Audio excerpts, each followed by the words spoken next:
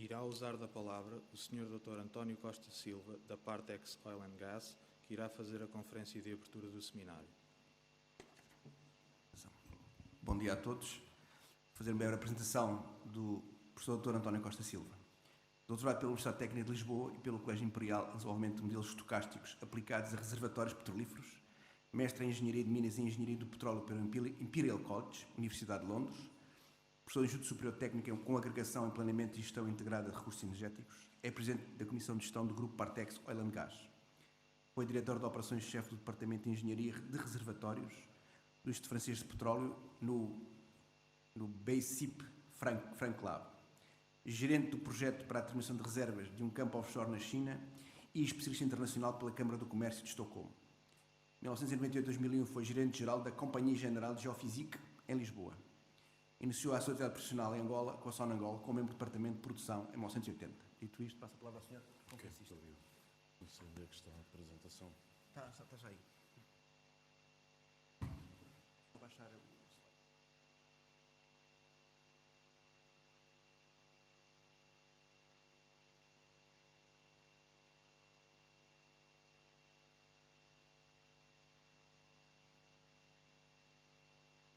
Muito bom dia a todos, é sempre um prazer regressar ao Instituto de Defesa Nacional. Queria cumprimentar o General Vítor Viana, agradecer o convite da professora Teresa Rodrigues e da doutora Carla Fernandes.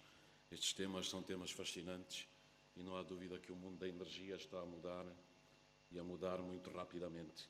Portanto, o que a doutora Carla Fernandes tinha pedido é que fizesse não especificamente uma questão sobre o gás, mas sobre as grandes tendências que estão a afetar e digamos, a romper o modelo tradicional da energia. E, portanto, ia abordar estes três temas: a geopolítica da energia e as mudanças, aquilo que chamamos os Energy Game Changers, o que é que está a mudar o jogo da energia e a transição energética, e depois as tecnologias e as rupturas tecnológicas, que são sempre uma grande solução para o futuro.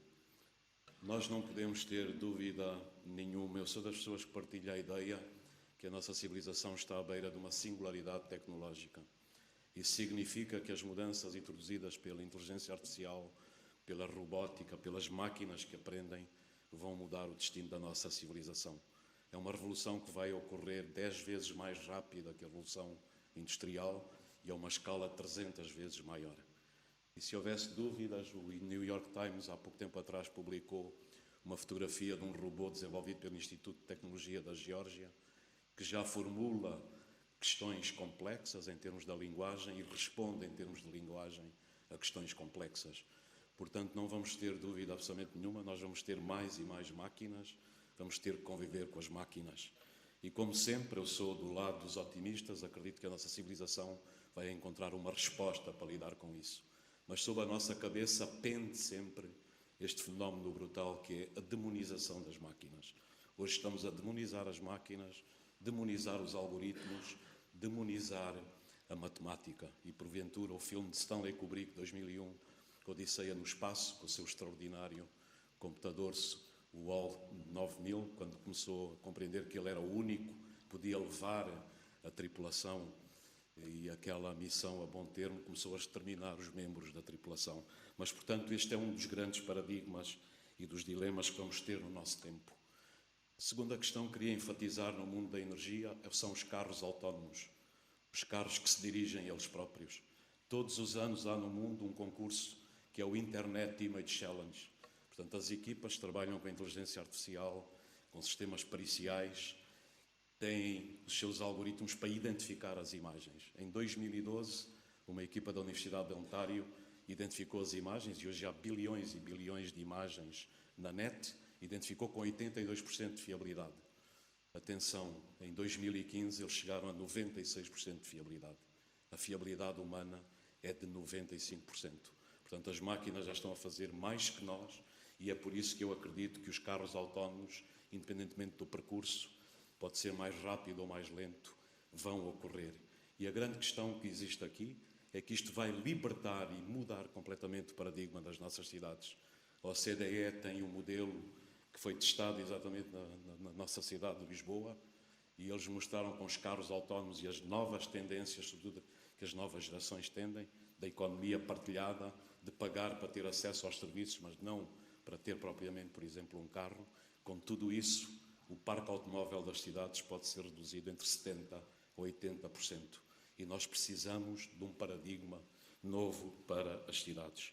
O ponto seguinte é a internet das coisas. Há uma empresa chinesa, a Baidu, nós ainda verificamos hoje, com a visita do presidente Xi Jinping a Portugal, há muitas pessoas, muitos analistas, que ainda estão no século passado e pensam que a China vem copiar tecnologia. A China foi muito boa a copiar tecnologia, mas fez uma coisa que Portugal nunca conseguiu fazer, mobilizar a sua diáspora. E a diáspora chinesa, sobretudo nos Estados Unidos, que é extraordinária, voltou para a China e tem muitas competências tecnológicas. Esta companhia Baidu tem 700 milhões de utilizadores de telemóveis.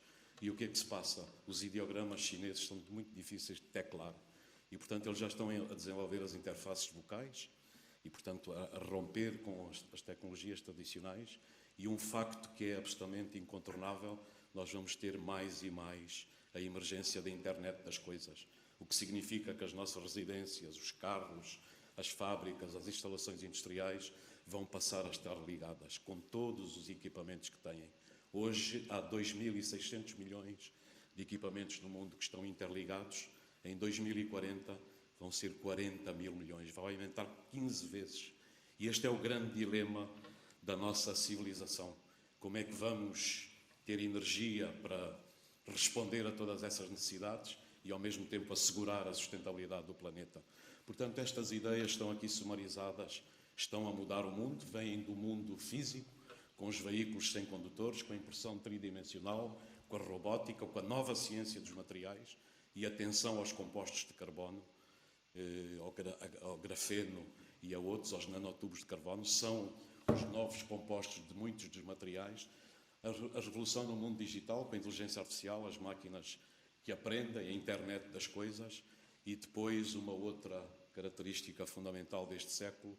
Eu sou das pessoas que este século acredita que este século vai cruzar a biologia com a computação. E, portanto, a sequenciação do genoma abre um mundo absolutamente diferente. É evidente que há desafios que se vão colocar, mas não vai tardar muito. Aliás, o cientista chinês anunciou isso há pouco tempo com uma polémica grande. Não vai tardar muito que haja o primeiro ser humano cujo genoma é desenhado e editado à nascença, com tudo aquilo que estes desafios podem colocar. Quando olhamos para o nosso planeta, o que eu vejo, e viajo muito pelo mundo, é no Ocidente, que atingiu níveis de prosperidade extraordinários, pessimismo máximo.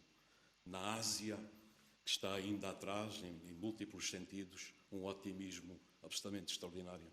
Os povos asiáticos querem realizar coisas, querem recuperar o atraso, e isso está a ressentir-se em tudo aquilo que é a geopolítica e a economia, com os efeitos da globalização, o declínio dos Estados-nação, a emergência de novos atores na cena internacional, com a questão das ameaças, que vão desde a ameaça climática, terrorismo, pirataria, mas atenção, a luta pelos recursos. E não são só os recursos minerais e energéticos, é a comida e a água.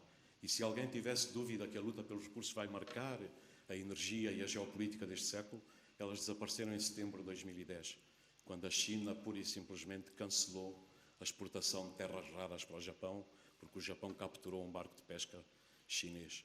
A China exigiu a devolução, os japoneses recusaram e eles pura e simplesmente cancelaram a exportação das terras raras. As terras raras é um grupo de 17 elementos que ocupam uma posição muito específica na tabela periódica de Mendeleev e eles são absolutamente cruciais para a eletrónica de alta precisão, para os computadores, para a indústria de telecomunicações, para as baterias. E os chineses têm a maior mina do mundo de terras raras. Portanto, nós estamos aqui em termos de tendência, nós temos um planeta que tem hoje à volta de 7,3 mil milhões de pessoas, um PIB mundial de 65 bilhões de dólares, uma frota automóvel que já está a chegar aos 1.000 milhões de veículos que se movimenta todos os dias nos 5 continentes do mundo, e nós vamos ter, nos próximos 15 a 20 anos, a população mundial a crescer significativamente, o PIB a crescer significativamente, e atenção, a frota automóvel pode aumentar entre 2 a 3 vezes.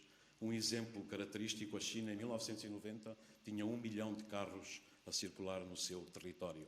Em 2010 tinha 100 milhões de carros. Nunca aconteceu antes, no espaço de 22 anos, a frota automóvel num país a aumentar tão expressivamente. E a questão é como é que vamos responder a isto em termos energéticos. Sobretudo, uma das tendências cruciais é a globalização do consumo de petróleo, de gás, de energia. No passado, 75% da procura mundial destes produtos adivinha do Japão, da Europa e dos Estados Unidos. Nos últimos 20 anos, 85% do incremento na procura mundial destes produtos veio dos países emergentes, com a China à cabeça. Em 2008 é um ano histórico. Pela primeira vez na história, o consumo de energia primária do planeta dos países não OCDE ultrapassou os países da OCDE. E a China, em 2009, consumiu 2.250 milhões de toneladas equivalentes de petróleo, 4% acima dos Estados Unidos. Apenas 9 anos antes, no ano 2000, os Estados Unidos consumiam mais de 50% de energia primária quando comparados com a China. Vejam que em 8, 9 anos há uma mudança absolutamente brutal, uma espécie de mudança sísmica que está a afetar toda a matriz energética do planeta. E quando olhamos para o consumo dos recursos, isto é um estudo muito interessante do US Geological Survey, em termos dos recursos fundamentais, e podemos dizer que nos últimos 60 anos, a nível percentual, portanto em termos percentuais, nós estamos a consumir hoje 618 vezes mais petróleo que consumíamos há 60 anos atrás, 1000 vezes mais gás, 756 vezes mais níquel, 1500 vezes mais bauxite. Portanto, se continuarmos assim, com esta civilização que transforma recursos em lixo a uma velocidade sem precedentes na história, nós não vamos conseguir sustentar os níveis de vida e de prosperidade do planeta. E, portanto, quais são as grandes respostas que podem ocorrer? Começa, primeiro que tudo, com aquilo a que eu chamo a ruptura brutal que está a existir no sistema tradicional de produção de petróleo e gás. Vocês têm aqui um mapa do Médio Oriente, têm ali a verde, a grande mancha, que é o campo de Ghawar, na Arábia Saudita, o maior campo de petróleo do mundo, e a poucos quilómetros da mancha, a vermelha, é o maior campo de gás do mundo, no Qatar, o North Field. O que é que acontece? O Médio Oriente está sob tensão, está sob ruptura, e a única grande potência no mundo que conseguiu responder a isto foram os Estados Unidos da América, através da revolução do shale. Primeiro do shale gas e do shale oil, transformando os Estados Unidos, com todas as vantagens que já têm, numa superpotência energética. E o que é que se está a passar aqui? Pelo Estreito de Hormuz, todos os dias circulam 20 milhões de barris de petróleo. Corresponde a 86% das importações do Japão, 82% das importações da Coreia do Sul, 42% das importações da Europa. Portanto, nós estamos numa situação aqui extremamente débil. E, portanto, todas estas nações estão muito condicionadas pelo que se passa nessa zona. A nível político, isto é um mapa político, a vermelho estão os Estados falhados. E, para mim, o Iraque também, de certa maneira, hoje, também é um Estado falhado, como é a Síria, ou a Líbia, ou o Iémen. É evidente que isto é discutível. Mas quando a gente lê o livro Leviatã, de Thomas Hobbes, e ele descreve a luta de todos contra todos, que existiu durante alguns períodos da história, onde não há um Estado, não há uma autoridade, essa luta está hoje a verificar-se em muitas áreas do Médio Oriente. É uma espécie de medievalização da paisagem política no Médio Oriente. Na Idade Média nós tínhamos impérios, corporações, grupos tribais, grupos religiosos que lutavam entre si pelo controle de recursos e de território. É o que está a ocorrer aqui, com todas as consequências dramáticas que isto arrasta. E 2011 é o ano-chave, porque os Estados Unidos decidiram retirar as suas forças do Iraque. Osama Bin Laden foi morto e abriu uma luta grande a nível da liderança dos grupos terroristas. Depois há a guerra civil na Síria e a Primavera Árabe. 4 acontecimentos capitais que contribuíram muito para desestabilizar todo o Médio Oriente. E ainda por cima, nós temos aqui uma espécie de guerra civil e religiosa no interior do Islão. A verde escuro estão os xiitas, dominados pelo Irão. A verde claro, os sunitas, com a liderança da Arábia Saudita. A Arábia Saudita e o Irão lutam ferozmente pela hegemonia regional. E é evidente que isto condiciona toda a situação no Médio Oriente. É evidente que o grande vencedor nas últimas décadas tem sido o Irão. O Irão controla hoje o Iraque, controla a Síria, controla o Hezbollah no Líbano, já tem um eixo vertical, porque 70% da população do Bahrein são xiitas e eles influenciam. E atenção, o Irão está atrás também de algumas das revoltas que há na província de Qatif, ao largo de Riad, onde existem os maiores campos de petróleo sauditas. E qual é a resposta que a Arábia Saudita encontrou em relação a isso? Foi nomear um príncipe herdeiro jovem, impetuoso, belicoso, que está a converter um país que era um símbolo de estabilidade num fator de grande instabilidade. Ele não só sequestrou o primeiro-ministro do Líbano, lançou a guerra no Iémen, lançou a guerra contra o Qatar e, portanto, esta região está numa turbulência cada vez maior. E, portanto, em termos de geopolítica, temos o norte da África e o grande Médio Oriente. 70% das reservas mundiais de petróleo e de gás estão nesta área do mundo, as reservas convencionais. Como é que vamos responder a isto?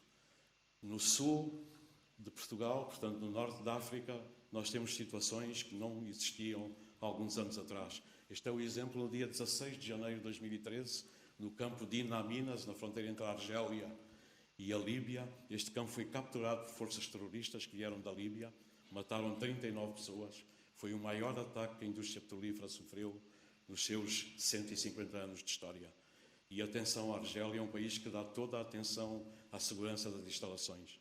Mas quando há na Líbia um vazio de poder, o colapso do regime, o tráfico de armas, a ascensão de grupos terroristas, é uma ameaça pesada que existe às nossas portas. E isto condiciona também aquilo que é fulcral na matriz energética, que é o controle dos pipelines, as redes de escoamento de petróleo e de gás. Se olharmos para o pipeline 9, o Maghreb, cerca de 45% do gás que vem para Portugal é abastecido por este pipeline. E nós estamos a consumir à volta de 4 mil milhões de metros cúbicos de gás por ano. E reparem, é sorte este pipeline até hoje ainda não ter sido afetado. E o país também tem que se preparar para este tipo de ameaças. Porquê? Porque se olharmos para o pipeline 4, o Green Stream, que liga a Líbia, à Itália, quando o regime do coronel Gaddafi colapsou, a Itália de um dia para o outro ficou sem 30% do seu abastecimento de gás e teve dificuldades acrescidas. E depois, quando olhamos para o outro lado, para o Egito, nós vemos o pipeline do Sinai, que abastecia gás a Israel. 40% do gás que chegava a Israel vinha pelo pipeline do Sinai. Há uma história muito interessante na indústria petrolífera da senhora Golda Meir, que foi uma notável primeira-ministra de Israel. Ela um dia virou-se para os seus colaboradores e disse: não me venham mais falar de Moisés, esse homem conduziu o nosso povo ao único lugar do Médio Oriente onde não há petróleo. Mas ela não tinha razão.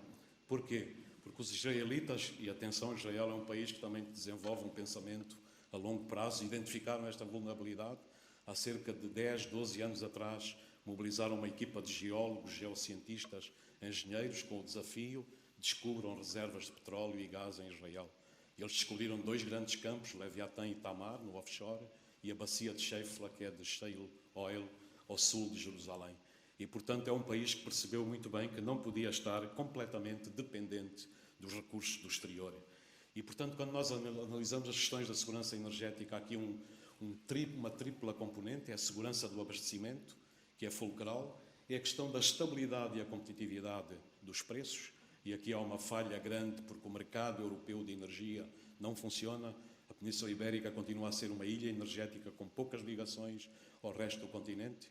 O facto da Alemanha ter resolvido os seus problemas de abastecimento de gás, fazendo acordos diretos com a Rússia, desinteressou a Alemanha de uma política energética europeia consistente e da criação do mercado europeu da energia. Os mercados são as maiores respostas que nós temos às questões das inseguranças, porque eles atraem diferentes companhias para o abastecimento, geram competitividade, baixam os preços, mas a Europa, infelizmente, tem uma retórica política muito exacerbada, mas pouco ligada aos mecanismos do mercado. E o último ponto é a questão da sustentabilidade ambiental, que foi criada pela Conferência de Paris e pela necessidade de nós mudarmos a matriz energética no sentido da temperatura do planeta não aumentar mais que 2 graus centígrados. E já vamos tratar isso. Eu penso que o general Vítor Viana focou aí muito bem as potencialidades do Oceano Atlântico. O Oceano Atlântico é um oceano praticamente sem conflitos, exceto as Falkland ou o conflito do Saara. Não conhecemos grandes conflitos no Oceano Atlântico. É um mar aberto e pode ser um contraponto às crescentes dificuldades e turbulências do Médio Oriente. Nós temos as grandes descobertas no Brasil, temos Angola do outro lado, a Nigéria, o sul do Atlântico pode ser fulcral e, atenção, os Estados Unidos vão exportar cada vez mais gás para a Europa e para outras áreas do mundo.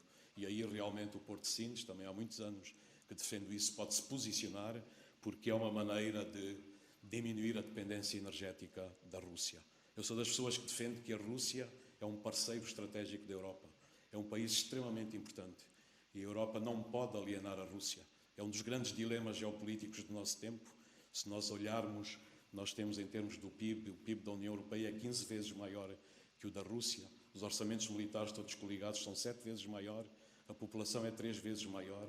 Mas a Rússia sabe muito bem o que quer e a Europa, politicamente, não consegue atuar com consistência. E isso está na base de muitos dos problemas que nós temos. E atenção, a China tem sido protagonista disto, está a mudar o paradigma da conectividade do mundo, a conectividade dos portos, das infraestruturas. Quando olhamos para a centralidade, não só do Porto de Sines, mas de Portugal, nestas redes é fulcral. Agora, os países que vão ter sucesso no futuro são os países que se conseguirem inserir nessas redes, não aqueles que ficarem de costas voltadas para estas redes. E, portanto, para terminar esta primeira parte, infelizmente em Portugal, tirando o Instituto de Defesa Nacional, as Forças Armadas, o IPRI, pouca gente pensa em termos estratégicos. Pouca gente se põe a questão aonde é que Portugal deve estar daqui a 20 anos, daqui a 25 anos, e ter uma grande visão, um grande projeto nacional, com o apoio dos grandes partidos, que mobilize o país para o século XXI e para ter sucesso no século XXI. O país falhou a globalização no início do século XX, porque fez escolhas erradas, e se fizer escolhas erradas hoje, vai continuar a ter crescimentos económicos anémicos e a ser afastado dos grandes desenvolvimentos internacionais. Isto é uma contribuição para essa visão. Nós podemos ser uma economia atlântica no cruzamento de 3 continentes, podemos ser um país conectado globalmente pela própria centralidade, a nível dos portos, das plataformas logísticas, das redes energéticas, comerciais e financeiras. Podemos ser um país que desenvolve os seus recursos, sobretudo na zona económica exclusiva. Portugal tem minerais estratégicos fulcrais na sua zona económica exclusiva, mas a miopia política do governo atual, ao derrotar completamente qualquer hipótese de desenvolver o projeto de gás no Algarve, que era um projeto convencional, vai liquidar por si qualquer possibilidade de desenvolver os recursos da zona económica exclusiva. E, portanto, é uma escolha errada que vai formatar o futuro. E depois a ligação do Interlântico exterior, através das redes transeuropeias. Portugal pode ser uma grande plataforma tecnológica, porque temos engenheiros, temos inovadores, atrair as grandes companhias tecnológicas internacionais que querem testar soluções em mercados mais pequenos antes de os difundirem. E a terminar esta primeira fase, dizendo apenas que nós temos aqui o mapa da nossa zona económica exclusiva, provavelmente vocês já viram várias vezes. Nós temos a norte daquelas manchas vermelhas, são crostas de níquel, cobalto e manganês. São todos minerais estratégicos. Não há mobilidade elétrica sem cobalto. As reservas de cobalto no onshore são 15 milhões de toneladas, são exíguas e estão centradas na República do Congo. Portugal tem essas reservas, mas nenhum plano, nenhuma ideia para as desenvolver. A sul nós temos a grande mancha amarela, maior mancha de sulfuretos polimetálicos do mundo. Os sulfuretos polimetálicos têm galena, onde se extrai o chumbo, calcopirito, onde se extrai o cobre, tem outros minerais estratégicos que são fulcrais. E depois a verde tem os grandes campos hidrotermais, ao longo da fratura dorsal atlântica, com ocorrências de cobre, de zinco, de ouro, de prata e de outros minérios. E se o país não desenvolver uma ideia para explorar os seus recursos, vai ser extremamente difícil. A segunda parte era mencionar, em termos do que está a mudar o jogo da energia, o desastre que ocorreu no Poço Macondo, dia 20 de março de 2010, que debitou cerca de 5 milhões de barris de petróleo para o oceano. Atenção que estes desastres estão raros na indústria petrolífera, mas ele ocorreu. É uma espécie de cisne negro que mudou tudo. Normalmente estas instalações têm equipamentos que obturam automaticamente a cabeça do poço quando há diferenciais de pressão, mas infelizmente a regulação dos Estados Unidos é laxa, deixa às companhias a hipótese de escolherem o seu sistema de ativação do Blowout Preventer, destes mecanismos de segurança. E a companhia operadora só tinha um sistema que falhou. Depois o desastre de Fukushima no Japão, o desastre nuclear que ocorreu no dia 11 de março de 2011. Nós sabíamos já desde 1973, quando foi a falha da central de Three Mile Island, que os sistemas complexos, quando falham de forma complexa, Isto para nós, os engenheiros que lidamos todos os dias com estas questões, a segurança é absolutamente fulcral, mas o grande significado do acidente nuclear de Fukushima é que promoveu o gás natural liquefeito ao primeiro patamar da matriz energética mundial. Quem respondeu ao encerramento das 54 centrais em Fukushima foi o gás natural liquefeito. É uma grande invenção da engenharia. O gás, quando é liquefeito, é levado a temperaturas de cerca de menos 160 graus centígrados e o volume que ocupa o líquido é 600 vezes inferior. É por isso que pode ser carregado em navios criogénicos e ser exportado para qualquer zona do mundo. E em baixo temos exatamente a questão ambiental. Não adianta esconder a cabeça debaixo da areia. Nós temos um problema ambiental sério no nosso planeta. Se vocês virem a vermelho do lado direito, era a extensão de gelos no Polo Norte no ano 2000. E dentro, na linha branca azul, é a extensão em 2011. Nos últimos 30 anos, o Polo Norte perdeu 2 milhões de quilómetros quadrados de gelo. E o que é que acontece? O gelo é um estabilizador do clima do nosso planeta. Ele reflete parte da energia solar. E atenção, nós podemos negociar com sindicatos, com governos, com troicas. Nós não conseguimos negociar com a natureza. E por isso é que este problema é um problema absolutamente fulcral. Qual é uma das respostas? O shale gas nos Estados Unidos. Esta é a capa da revista Time, de abril de 2011. Esta rocha pode fornecer energia ao mundo. E reparem como é que uma ideia simples pode mudar tudo. E qual é a ideia simples? Vocês têm embaixo o gás, o shale. O chamado shale gas é uma rocha-mãe onde os hidrocarbonetos são gerados. E durante 150 anos na indústria, o paradigma, eles estão gerados exatamente nessa zona e migram para aqueles altos estruturais. E as companhias, durante 150 anos, procuraram perfurar os altos estruturais onde os hidrocarbonetos se alojavam. Qual é a ideia nova que surgiu das companhias independentes e pequenas dos Estados Unidos? Porque não furar diretamente a rocha-mãe. A descoberta é extraordinária. 40% dos hidrocarbonetos gerados até hoje no mundo permanecem na rocha-mãe. E é por isso que os Estados Unidos, de um dia para o outro, se converteram no maior produtor mundial de gás e estão hoje a disputar com a Arábia Saudita o lugar de maior produtor mundial de petróleo. Eles têm 3 bacias, Bacon no Dakota do Norte, Eagle Ford e Permian no Texas. Cada uma destas bacias hoje significa um país do Golfo Pérsico a produzir petróleo e gás dentro do território dos Estados Unidos. E isto está a mudar completamente a matriz energética. O ponto subsequente, as reservas convencionais de gás são da ordem dos 187 trilhões de metros cúbicos. Não convencionais, estão aqui comparadas, são as que estão a branco, as convencionais são a azul. O Canadá tem 6 vezes mais, não convencionais, portanto, reservas de shale. Os Estados Unidos, 3.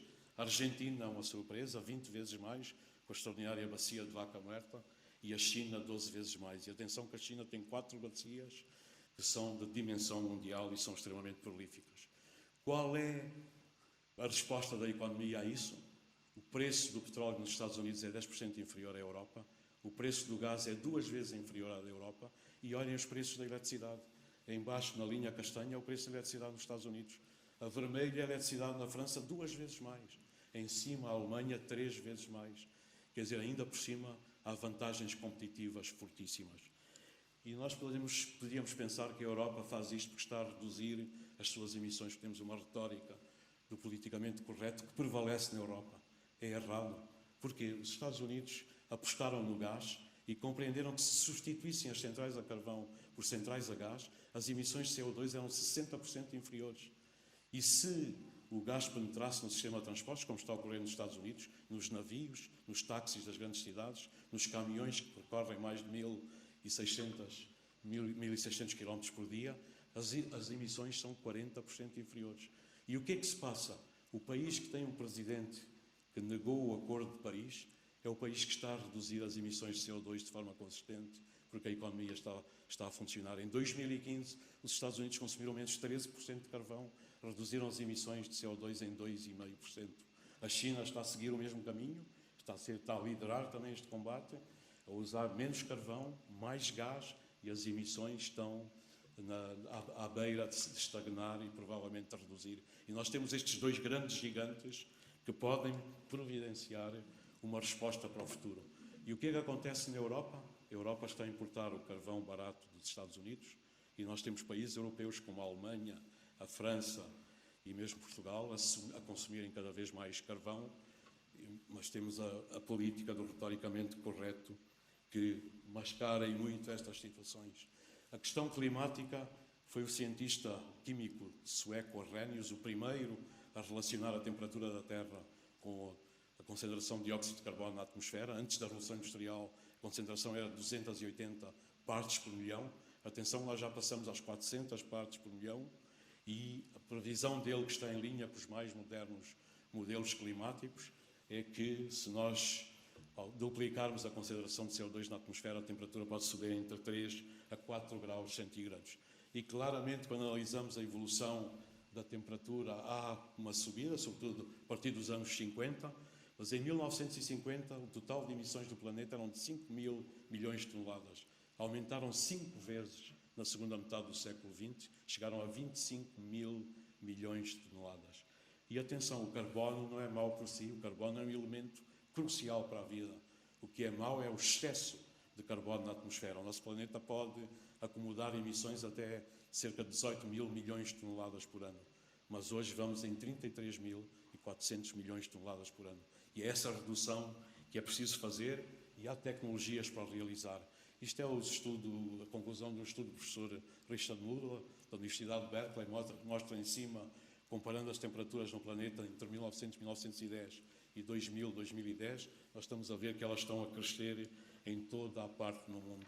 Esta é uma das grandes contribuições para mitigar a ameaça climática, é o trabalho destes dois cientistas da Universidade de Princeton, Sokolov e Pakala, com as suas teorias das fatias, o EDGE, com as tecnologias que nós temos hoje.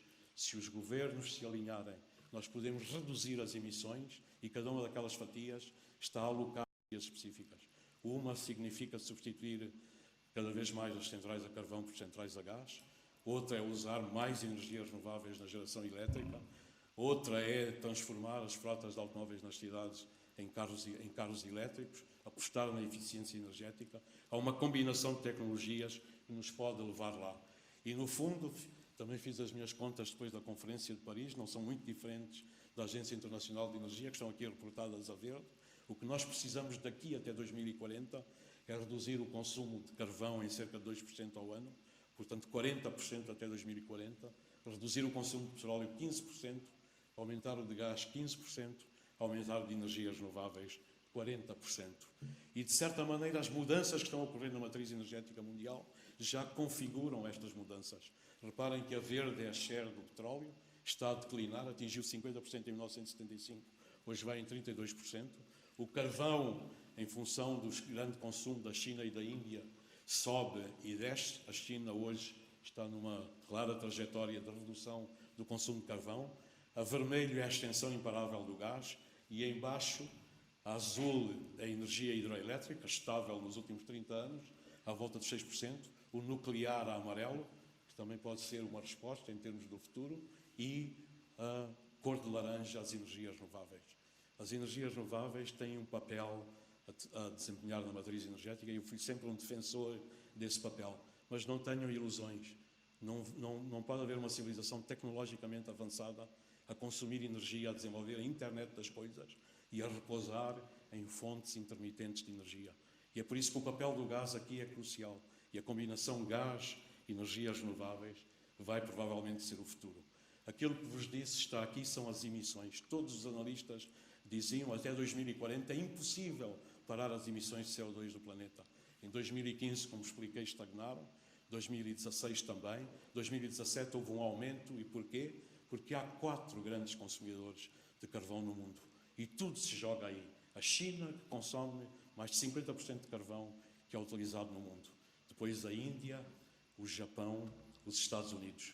Estes 4 países, 3 deles estão a diminuir o consumo de carvão, mas a Índia está a aumentar e aumentou ano passado 5%. O primeiro-ministro indiano já anunciou que ainda vai aderir a esta tendência e se estes 4 países tiverem uma política clara a esse nível, nós seremos capazes de reverter a mudança.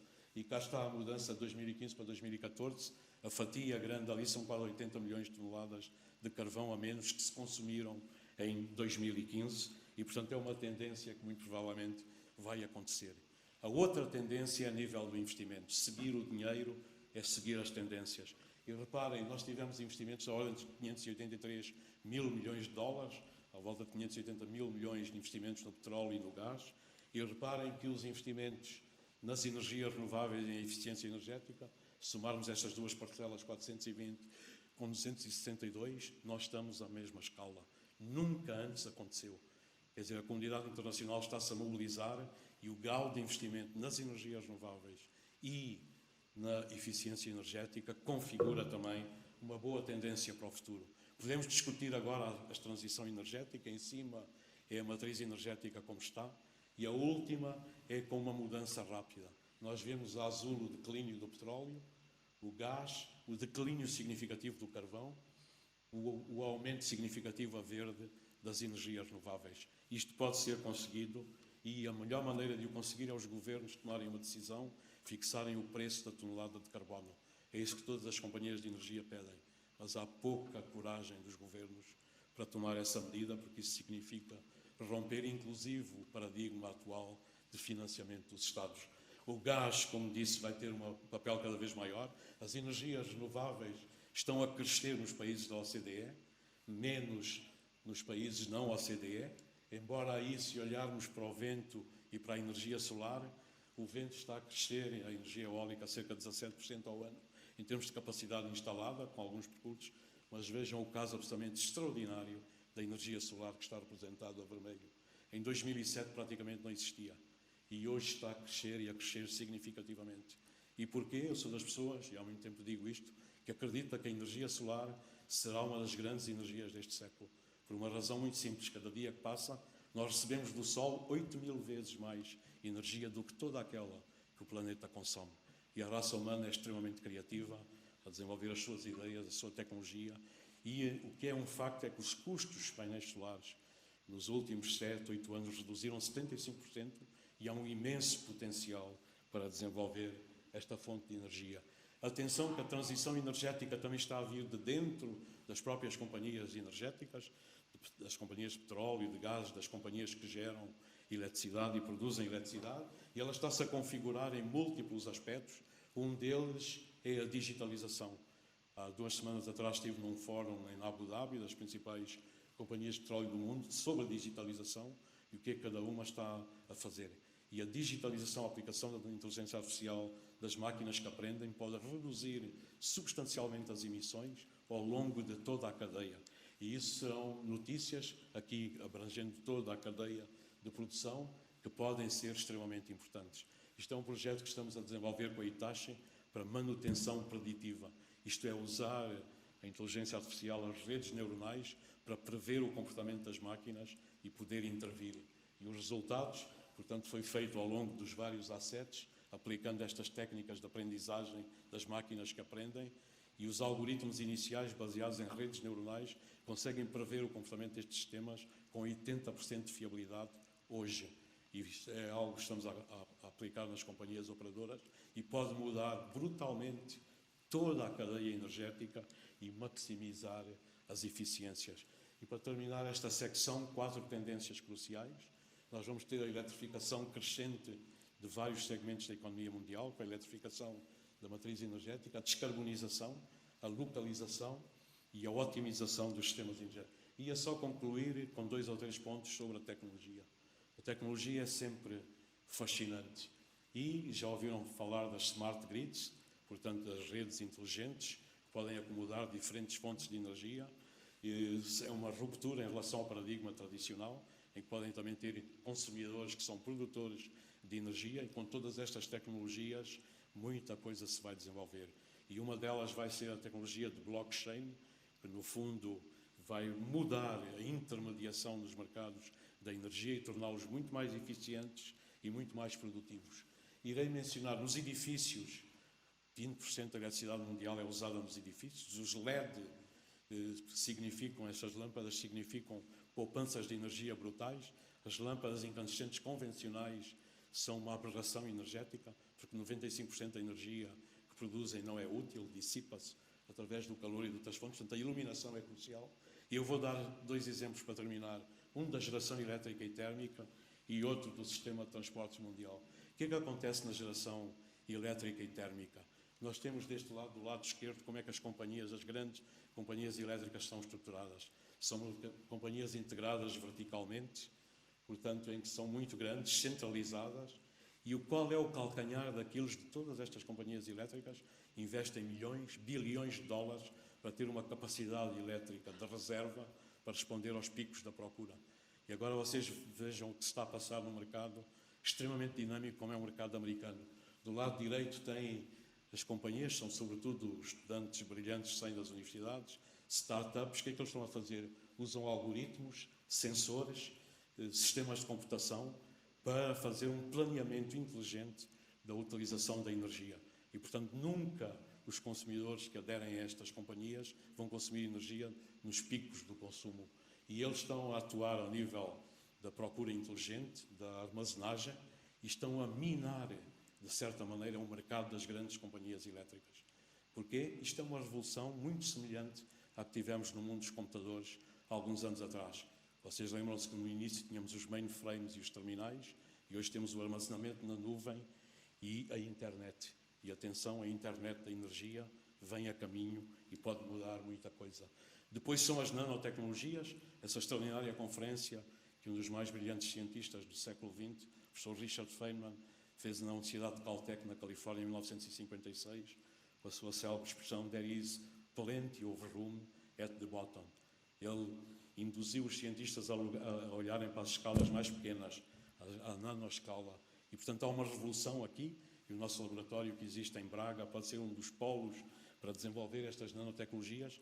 Quando hoje se fala da descarbonização, o carbono tem múltiplos componentes, tem aquilo que nós chamamos em química alotropia, portanto, o grafeno é um composto alótropo do carbono e vai desempenhar um papel crucial no futuro. É mais resistente que o aço, mais fino que um cabelo. E ele intervém hoje na eletrónica de alta precisão, nas telecomunicações, em todo um conjunto de indústrias. Depois, o outro ponto é a aviação. Recentemente, a Boeing pôs o avião Dreamliner a viajar de Sydney para Londres e o consumo de energia foi 2 vezes mais eficiente que os aviões convencionais. Com o quê? Com materiais mais leves, com uma revolução que está a ocorrer ao nível destas configurações. Impressão 3D, que significa imprimir os produtos no próprio local. Este é o primeiro carro do mundo que foi impresso tridimensionalmente ao pé de Chicago. Levou 44 horas. Atenção que isto vai fazer a disrupção de todas as cadeias de produção. Porque nós podemos imprimir os objetos nos mercados em que eles vão ser consumidos. Economia circular é vital. A Europa é um belo exemplo disso. Todos os anos a Europa gera 3.000 milhões de toneladas de lixo. Significa que cada cidadão europeu gera por ano 6 toneladas de lixo. Nós somos uma civilização que converte recursos em lixo a uma velocidade sem precedentes na história. Precisamos do paradigma contrário, converter lixo em recursos. Só a reciclagem deste lixo na Europa significa que a Europa podia evitar importar cerca de 25% dos seus minerais estratégicos. É um mercado de cerca de 600 mil milhões de dólares e tudo depende da ligação, não só da conceptualização destas políticas, mas da sua ligação aos sistemas de mercado. E a finalizar com as cidades e os sistemas de transporte. A meu ver, a cidade foi a maior invenção do homem, marcou a morte da distância, é uma plataforma de inovação, tudo foi diferente a partir da altura em que se desenvolveram as cidades. Foi das ruas de Florença que saiu o Renascimento, foi das ruas de Birmingham que saiu a Revolução Industrial, hoje é das ruas de Tóquio, Bangalore, Nova York, Londres, eventualmente Lisboa, que podem sair ideias que mudam o mundo. Mas as cidades ocupam apenas 2% da superfície do planeta, já têm mais de 50% da população, são responsáveis por 75% do consumo de energia e, atenção, responsáveis por 80% das emissões de CO2. E, portanto, nós precisamos de um novo paradigma de cidades e é isso que está em busca. Sobretudo as cidades ligadas às cadeias logísticas de abastecimento, que são absolutamente fulcrais. É evidente que há uma competição no sistema de transportes entre o motor de combustão interna convencional e os motores elétricos. Já há pessoas que decretaram a morte do sistema dos motores de combustão interna convencionais. Atenção, que eles estão a melhorar e muito em termos de materiais, de eficiência. Podemos ter aqui um convívio, porquê? Porque nós temos soluções elétricas para os transportes de baixa distância, por exemplo, nas cidades. Ainda não temos soluções elétricas para os caminhões de longo curso, para os navios e para os aviões. E, portanto, o que é que se está a passar em termos do sistema de transportes mundial? Durante 100 anos, todas as inovações vieram do interior do sistema.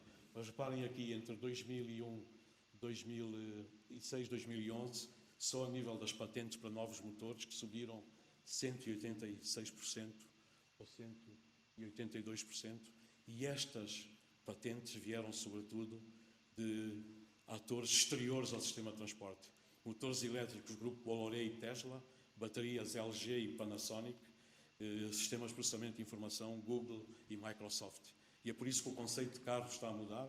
O carro no passado era uma peça de hardware, hoje será hardware, software, sensores, sistemas de processamento de informação, e estas rupturas são rupturas muito significativas. E está ligado a este fenómeno que se chama uberização.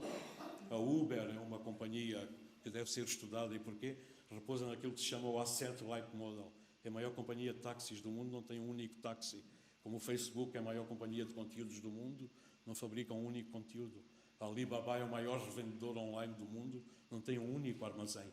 Isto é uma disrupção completa em relação ao sistema tradicional. Ainda por cima, como podem ver no lado direito, combina-se com duas ideias que estão cada vez mais a ser impulsionadas ao nível das comunidades de jovens através do mundo todo. A economia partilhada, com a consciência da sustentabilidade do planeta, e atenção, pagar pelos serviços, mas não para ter os objetos. Pagar para usar o carro e não para ter um carro. E isto pode mudar muita coisa em termos do futuro, ao nível da interconectividade e das ideias, as várias ideias que vão mapear o desenvolvimento da energia neste século. Muito obrigado.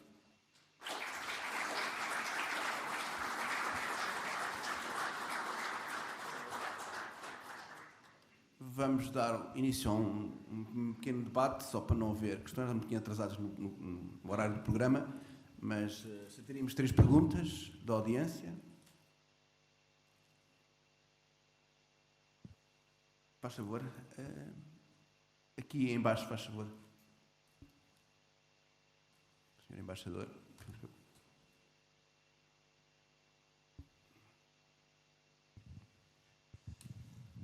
Bem, antes de mais nada, cumprimentar pelo excelente panorama que deu o professor Costa e Silva. Eu gostava de fazer uma pergunta sobre uma das tecnologias que diz que pode ser um game changer, que é a tecnologia do blockchain. Até que ponto é que o blockchain, sendo um enorme consumidor de energia, não vai agravar o problema em vez de o poder resolver? Mais questões?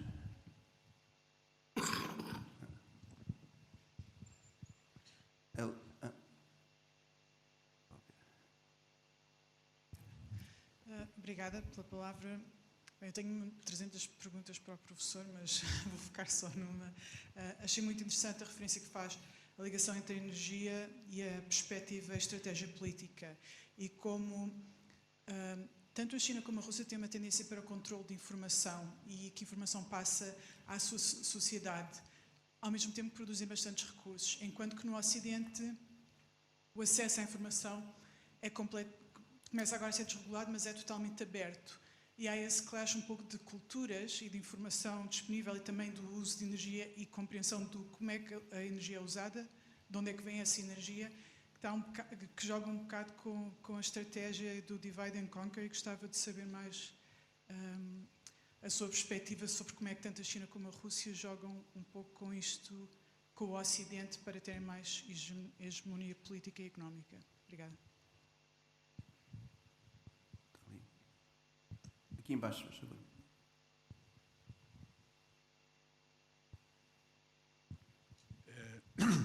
Muito bom dia, muitos parabéns mais uma vez pela sua brilhante exposição.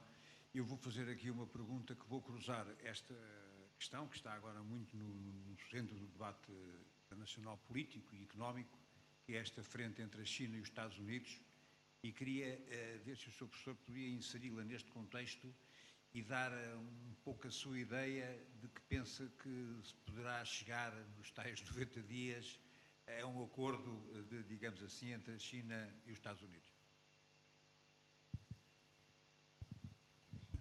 Sim. Portanto, respondendo às perguntas do engenheiro Pedro Sampaio Nunes, o blockchain tem muitas coisas em aberto e o que disse é absolutamente verdade, é um grande consumidor de energia. Mas o que o blockchain pode fazer é suprimir a intermediação em múltiplas áreas, porque é uma espécie, que os ingleses chamam de distributory ledger. Portanto, é um livro de transações, não sei como é que antigamente nas sociedades se fala, só que é um livro eletrónico, as transações são registadas, são claras para todos e quando são feitas, aqueles blocos não podem ser mexidos. E, portanto, o blockchain pode facilitar, por exemplo, um produtor em Portugal pode interagir com qualquer parte do mundo, pode fornecer alguma fiabilidade a todo esse sistema, pode eliminar múltiplas camadas da economia, digamos, não produtiva, com consequências que também vai ter, mas vai exercer uma pressão enorme em termos do consumo de energia. E é por isso que eu acho que o paradigma que nós temos, às vezes a visão romântica, vamos acabar com as energias convencionais, vamos só basear-nos nas energias renováveis, o futuro vai ser assim, não se coaduna com todo o desenvolvimento tecnológico que nós estamos a ter. E nós não podemos esquecer que também muitas destas tecnologias convencionais na área da energia são responsáveis pelo nível de prosperidade extraordinário que o planeta atingiu. E isto para mim é absolutamente incrível, porque eu vejo que há aqui quase dois mundos. Há o mundo do Ocidente, grande prosperidade económica em múltiplos países, pessimismo total. A Ásia que está a recuperar com um otimismo absolutamente impressionante. A gente quando vai à China, percorre aquele país, é um banho de realidade, desde as infraestruturas, a dinâmica, a capacidade de executar projetos com todas as dificuldades que a China tem. Eu tenho um amigo em Xangai que disse o que se está a passar, China is merging with the world. Isso também tem a ver com as questões seguintes que me colocaram, porque eu acho que a China é um país que pensa a longo prazo. O Partido Comunista Chinês tem 79 milhões de militantes. Não se chega ao topo do Partido Comunista Chinês sem passar por testes cerrados. Quer dizer, a China conseguiu, é uma ditadura, claramente, com restrições das liberdades, mas vejam o sistema político. Eles já adotaram o sistema confuciano da meritocracia. E posso-vos contar uma história. O presidente Xi Jinping, quando esteve na Ilha Terceira, isto foi contado pelo presidente da Angra do Heroísmo, da Câmara da Angra do Heroísmo, foi ao Forte de São Sebastião, olhou à frente e viu aquele edifício brutal que é o hospital. E virou-se para ele e perguntou: vocês fizeram aqui o hospital, quais são os habitantes, qual é o rácio? Começou logo a raciocinar e em 2 segundos a questão, porquê que se faz o investimento? Para quem? Qual é a utilidade produtiva? E quando o Presidente da Câmara diz, olha, todo o resto do chão, tem salas imensas com aparelhos que não são usados. Quer dizer, na China, estas questões, com todas as dificuldades que eles têm, são submetidas a um crivo grande. Portanto, eu digo, não vamos subestimar a China. Aliás, há um romancista francês, o Flaubert, no livro Bouvard e Pécuchet, que é 2 copistas, fala um bocado da inanição da nossa civilização, da impotência política, é um bocado o momento que estamos a viver. Um deles diz, a Europa vai ser regenerada pela Ásia. E nós vemos hoje uma Europa que tem todas as potencialidades, mas a nível político funciona com debilidades. Eu sou profundamente democrático, mas atenção, as nossas democracias precisam de melhorar muito, desde a escolha dos dirigentes, as decisões, os crivos, porque nós temos do outro lado do mundo uma competição fortíssima. E quando eles decidem pensando a longo prazo, depois executam. A China anunciou no ano 2000 que se ia abrir ao mundo. E no Ocidente isto foi recebido com ceticismo. E reparem o que é que se está a passar. Portanto, aquilo que colocou e que eu acho extremamente importante em termos do controle da informação, quer na China, quer na Rússia, eu acho que isso vai tender a mudar. Porque é impossível estas sociedades conviverem com restrições da informação. E, portanto, pouco a pouco isso vai mudar. Depois, a China mobilizou muito a sua diáspora. E a diáspora significa os estudantes, os empresários que estavam nos Estados Unidos, sobretudo, que vieram para a China. Tem já algumas das empresas tecnológicas mais avançadas do mundo, não é só a Baidu, a Tencent, a Alibaba e outras. E, portanto, a questão da inteligência artificial, eles estão a apostar. E eu acho que, a curto prazo, poderão haver mudanças também a esse nível, porque nós não podemos ter uma civilização tecnológica avançada sem a informação circular. Mas é algo que está sob o radar e eu vejo de um lado e do outro vantagens e inconvenientes, mas nós temos que nos adaptar a este mundo. Sobre a China, a Rússia, Estados Unidos, eu uma vez estava numa conferência na Ásia Central e houve uma das pessoas com que estava a falar que disse: o mundo de hoje resume-se à competição Estados Unidos, China e Rússia, porque a Europa não existe, portanto, diz assim, não existe politicamente, e eu acho que tem razão, porque nós politicamente na Europa estamos a atravessar uma fase muito grande e eu sou profundamente favorável ao projeto europeu, mas há que reinventar o projeto europeu.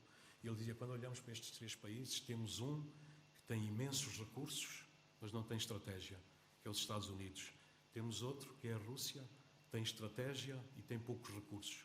Mas temos um terceiro, que tem estratégia e tem recursos. E eu acho que isto é um sumário do que está hoje a passar no mundo. Portanto, a pergunta subsequente sobre as questões comerciais. Vocês não se esqueçam, quando o Presidente Trump foi eleito, nesse ano de 2016, o Presidente Xi Jinping foi a Davos e apresentou-se como defensor do comércio mundial, quase do liberalismo. Os chineses compreendem como ninguém, são uma potência comercial, compreendem como ninguém o papel do comércio, das trocas comerciais. Se olharmos para a história da nossa civilização, as sociedades relacionavam-se através de guerras até que se descobriu o comércio. E como dizia o filósofo francês Montesquieu, o comércio ele chamava le doux commerce. O comércio tem virtudes pacificadoras. E os chineses compreendem isso. É preciso alargar as redes, alargar as trocas comerciais. As guerras comerciais não vão ser ganhas por ninguém. Eu acho que isso vai acabar por prevalecer. Mas nós temos aqui uma dinâmica internacional hoje extraordinariamente sensível. Temos 2 grandes potências, a China e a Rússia, que são regimes autoritários e são potências revisionistas, no sentido em que querem rever o sistema de relações internacionais para servir os seus interesses. E temos do outro lado do mundo os Estados Unidos, que estão de costas voltadas para muitas destas coisas. O que os Estados Unidos têm de extraordinário? A economia não para, funciona, tem vantagens competitivas brutais. E, portanto, este período, com maior ou menor dificuldade, eles vão acabar por encontrar uma solução. E aqui no meio que reside é a Europa. A Europa tem que reinventar o projeto europeu. A Europa não pode definir políticas que matam a prosperidade dos países, tem que encontrar soluções para as suas várias crises, mas quando nós olhamos para elas, pouco tem sido feito. Vocês lembram-se do processo de Barcelona, da União do Mediterrâneo? Nada foi feito. Aliás, o presidente da União do Mediterrâneo era o presidente Sarkozy, e o vice-presidente era o Hosni Mubarak, não sei se se lembram disso. Depois não aconteceu nada. E agora temos fluxos de migrantes. Porquê? Porque a cooperação que se devia instituir, a cooperação multidimensional com todos estes países, era importante. Os países do sul da Europa, do norte da África, que são países amigos, vizinhos, como tem que se estabelecer relações. Mas a Europa está muito metida nas suas lutas, digamos, intestinas e pouco virada para ter uma estratégia clara para resolver os seus problemas. Muito obrigado. Estamos mesmo já um pouco acima do tempo. Vamos fazer um intervalo de 10 minutos. Retomamos o seminário às 11h30. Muito obrigado.